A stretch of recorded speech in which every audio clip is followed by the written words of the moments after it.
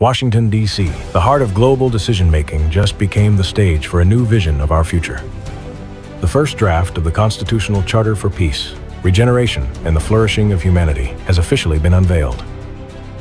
Led by Dr. Professor Gabriele Pao-Pei Andreoli, this mission arrived in the U.S. Capitol with a powerful spiritual foundation. On 17 January 2026, Gabriele Pao-Pei, President of the Institute for Advanced Studies and Cooperation, formally presented the constitutional vision in Vatican City to His Eminence Cardinal Pietro Parolin, Secretary of State of the Holy See, seeking guidance on the ethical, institutional, and spiritual dimensions of the proposed constitutional process. The signing of this historic first draft in Washington, D.C. brought together a diverse group of prominent leaders and visionaries. Among the key figures supporting the charter are Pastor Mark Burns, spiritual advisor to President Donald J. Trump, chairman of Spiritual Diplomats; Brock Pierce, entrepreneur, co-founder of the stablecoin Tether, USDT, futurist, venture philanthropist, creator; and Marina Ovsanova, president of Alatra, International Public Movement. Together, they are laying the groundwork for a new era, one where peace is no longer just a hope, but a technologically safeguarded and ethically grounded infrastructure for all of humanity.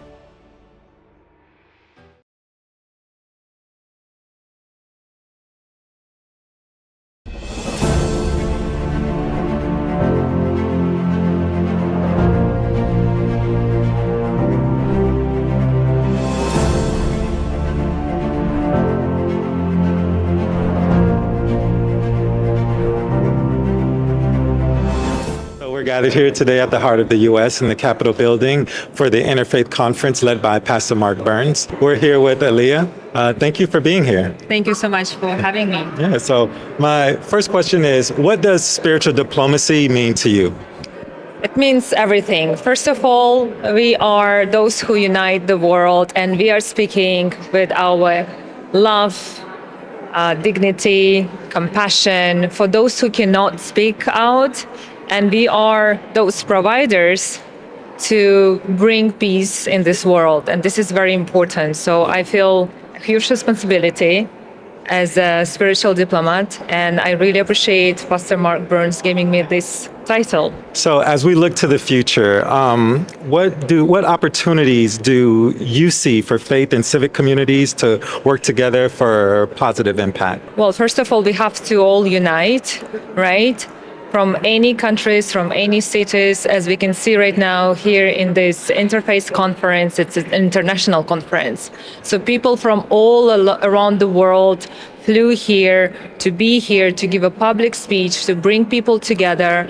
And this is the most beautiful and the most important for those people who cannot be here. And we are, as spiritual diplomats, we are those voices to bring awareness to social global issues, like, for example, human trafficking. And this is the topic I will speak later today, which is one of the global issues. If you have known that around 25 million people are sex trafficked globally, which is a huge amount. So we are here to bring awareness to the social problems and unite people from all around the world. What key message would you like most for participants to carry forward after this conference? I know and I believe that every single speaker here brings a lot of value, a lot of useful information for all of us. And thanks to the Alatra as well TV, which will broadcast this conference. And so many people around the world will stand with us and listen and participate and follow this conference. So this is the most important message, is to spread awareness, to bring awareness to social issues, as I said before, and also unite people. And it doesn't matter from what nationality you are, what age you are, what background you are. We are all human beings in this one planet, which is our home. Your work centers around that topic. So how does that experience shape your perspective that you bring to this gathering? You see, back into my 18s, I've been sent to a special department fighting human and drug trafficking. I was a secret agent, and I've been faced many dangerous missions, trying to help to rescue those underage children, which were like from 6 years old to 10, 12 years old. Together with my team, we rescued about 500 underage children. And they were not just particular from Russia. They were like children from Afghanistan and Greece and Albania and post-Soviet Union countries. So it's not really about, like, I do believe that children, our next generation, this is all our children. So that's why it's so important to protect them, to bring awareness to these problems, to teach them and educate them how to support each other in difficult situations, for example, like, dangerous events they may participate. And there's so many things we need to educate our children to avoid, because in order to prevent a problem, we have to educate our children. Thank you so much for attending here. Thank you. Thank you very much. Thank you for having me.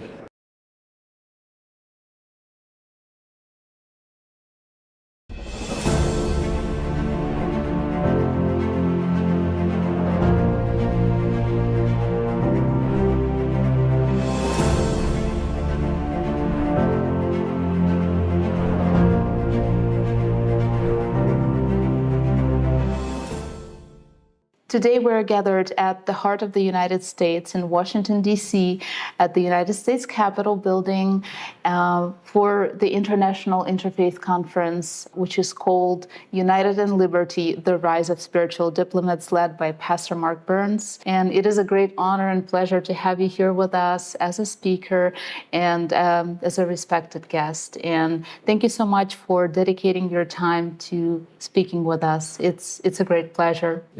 Mutually, it's a true honor to be here today with Pastor Burns. He just blows my mind, his passion and his mission, and I'm proud to stand. We see eye to eye in both our missions, and it's like a match made in heaven. The conference title is Spiritual Diplomats, right? So what does spiritual diplomacy, what does this concept mean to you personally? How do you It's so beautiful, and I'll tell you why. Because spirituality is something that each person has. And without spirituality, as I spoke earlier, I said, people don't have a meaning to life. So pretty much people are living a life that's shallow. There's no values, there's confusion, there's frustration, there's anger. Children aren't doing well in schools. Spirituality, regardless of, this is an interfaith. People have different faiths, but it gives them direction and guidance. It's a GPS, and it gives them a meaning for life.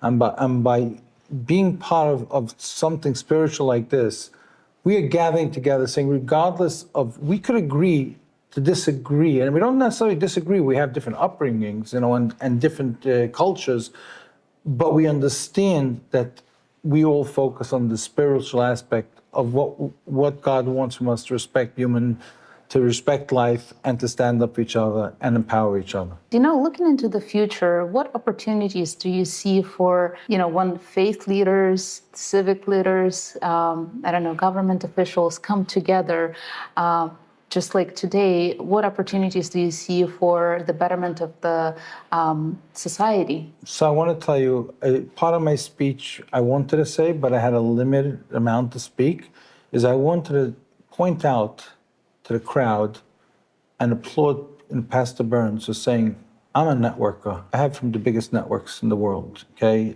National, international. I understand the work that went in, each person from different countries, from different cultures, from different leaderships.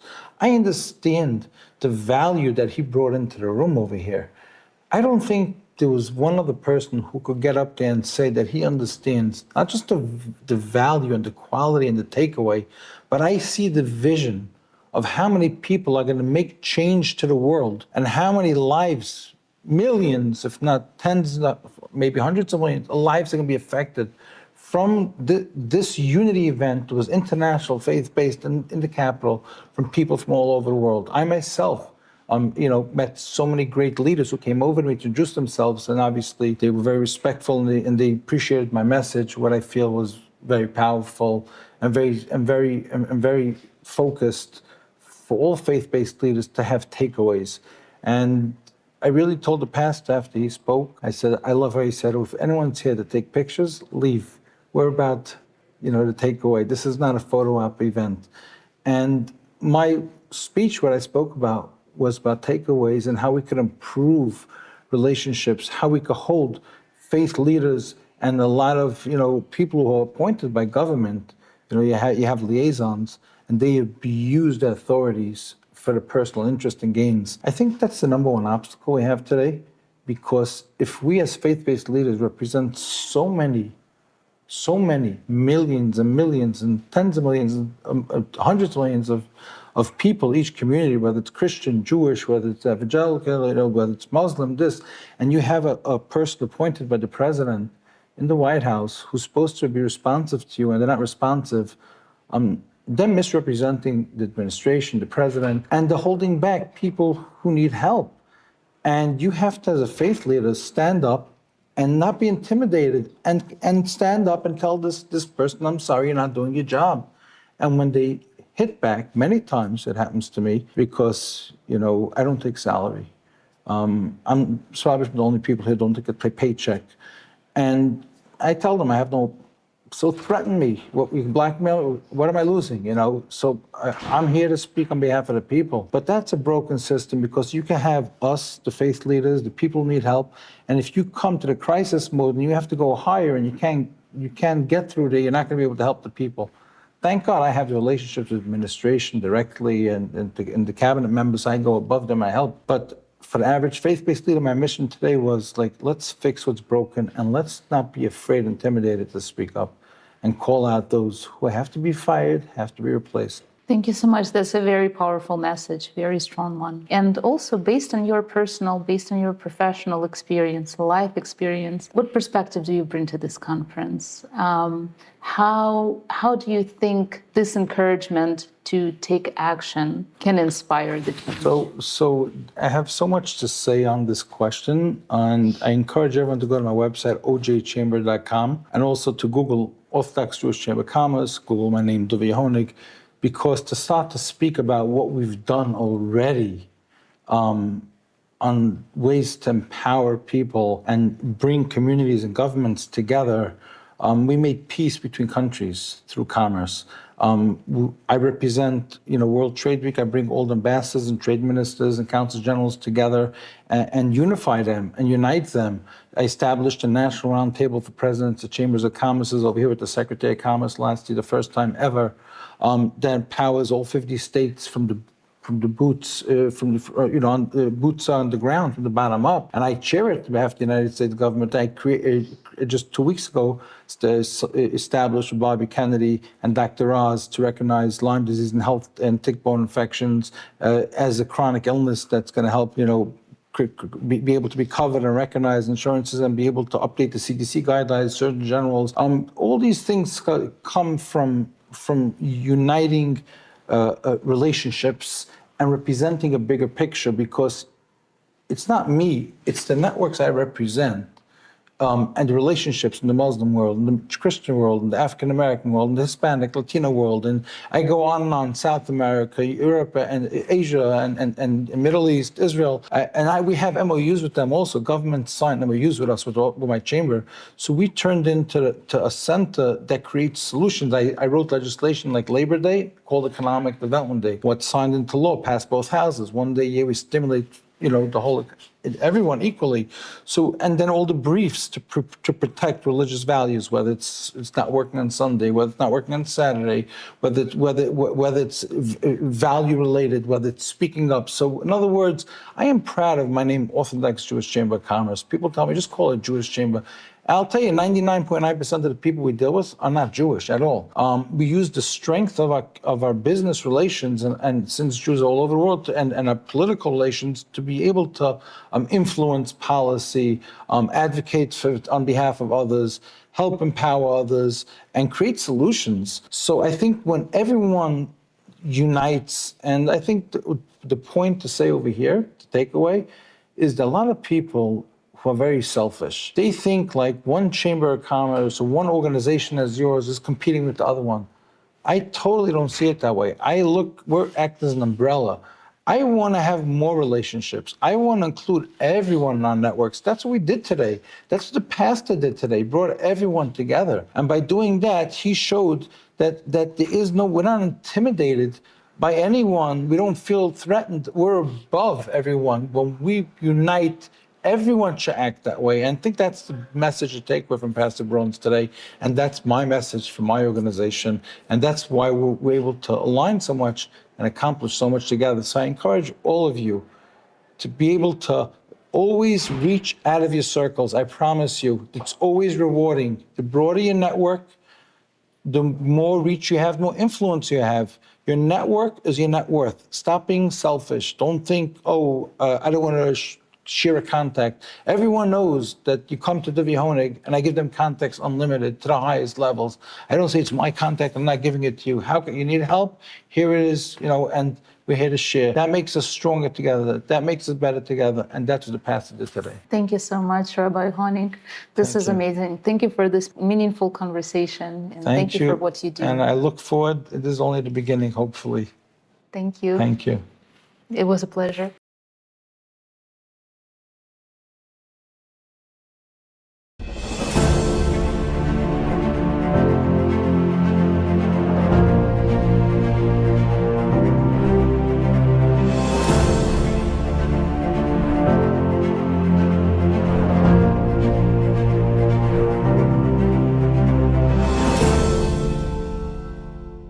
We're gathered here today at the heart of the United States Capitol for the International Interfaith Conference, which is called United in Liberty, the Rise of Spiritual Diplomats, led by Pastor Mark Burns. Thank you so much, Congressman Harris, for taking the time to speak with us today. Thank you so much for the work that you do. It is a great pleasure and honor to have the opportunity to speak with you. Well, it's an honor to be here, and I was certainly blessed to be able to address the group that had gathered here in the Capitol and to be with my friend Mark Burns.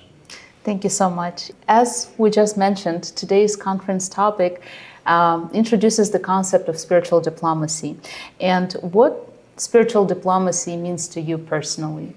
Well, I think when we think about spiritual diplomacy, I think you realize that the Bible is the foundation, that we recognize that it gives us the answers to everything we're looking for. People sometimes say, well, all the answers can't be in the Bible. Well, they really are. I mean, there are answers in there about how we are to ultimately come into a relationship with the living God. As a believer, a follower of Jesus Christ, we understand in Christ alone do we have that relationship. But we also learn economic principles in the Bible. Growing up, we used to learn the principles that if you don't work, you don't eat. The importance of a very strong work ethic, that was an important principle. The principles in the Bible that you shouldn't borrow more or you shouldn't spend more than you actually have, so you don't go into debt, the dangers of debt being an issue. So there's all kinds of issues there. But I'm just honored to be a part of this, understanding that the Bible gives us that solid foundation of when we are dealing with individuals, let that be kind of the Matthew 18 principle in the way we relate with one another. Thank you so much.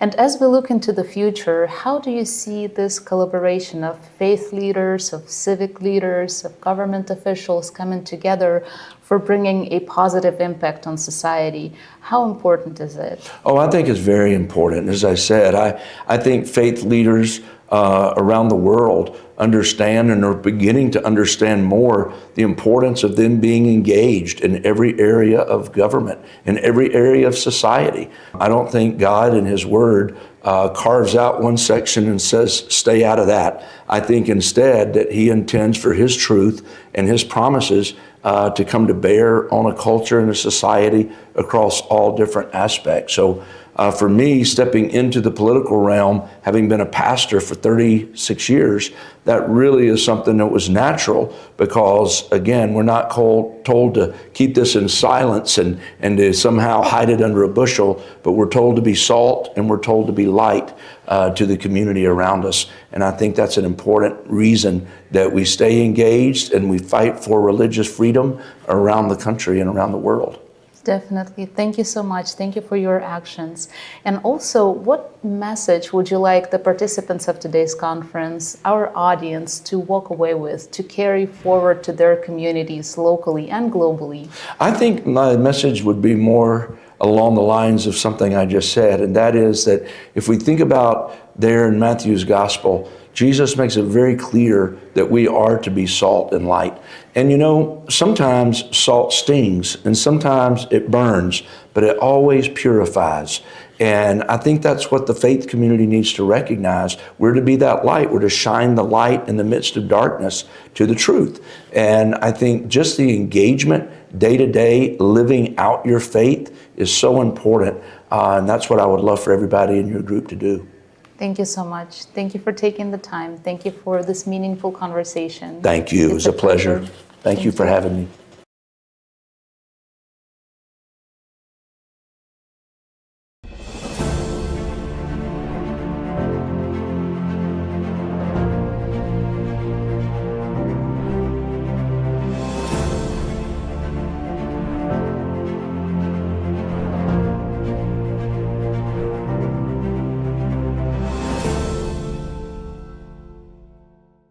Today, we're here gathered at the heart of the United States Capitol in Washington, D.C. We're very glad to welcome you. Thank you so much for taking the time to speak to us as we are here attending the International Interfaith Conference, United in Liberty, the Rise of Spiritual Diplomat, led by Pastor Mark Burns. Thank you so much. Well, I really appreciate the success of Pastor Dr. Mark Burns. Hey, this is a full house. I mean, the Canon Caucus Room here in Washington, D.C. is one of the most elegant and large facilities, and it's filled with people from all over the world. And so what a testament, and indeed the success, spiritual diplomats making a difference, promoting freedom and liberty in the world. Yes, thank you so much. And also, as we hear from the title of the conference, it says the Rise of Spiritual Diplomats. So how do you personally understand the concept of spiritual diplomacy, what it means to you? Well, spiritual diplomacy actually to me means, again, freedom of religion, which I'm so grateful that America, that we have the right of freedom of religion. And then we see the success of it. And in the United States, in my home community, at one time, we had the largest Jewish population in the New World. And so in Charleston, South Carolina, and now very assimilated. Additionally, then flash forward, so many different denominations of different Protestant churches, Catholic churches, Orthodox churches. And then I'm really grateful, I also work very closely with the Hindu community of South Carolina, who have been so successful. And so all the different communities working together for mutual benefit. Amazing. Thank you so much for your actions. Thank you for what you bring to the society. And also, in your opinion, how do you think the collaboration between faith leaders and policymakers, civic leaders, can bring a positive change to the world? Oh, hey, we see it, and I've lived it in South Carolina. Again, back again to my hometown of South Carolina, my family includes people who had to flee Europe. French Huguenots for religious freedom. They had to flee Europe with the Presbyterian being Scottish. And so over and over again, we see the benefits of freedom. And my family is here because of religious freedom.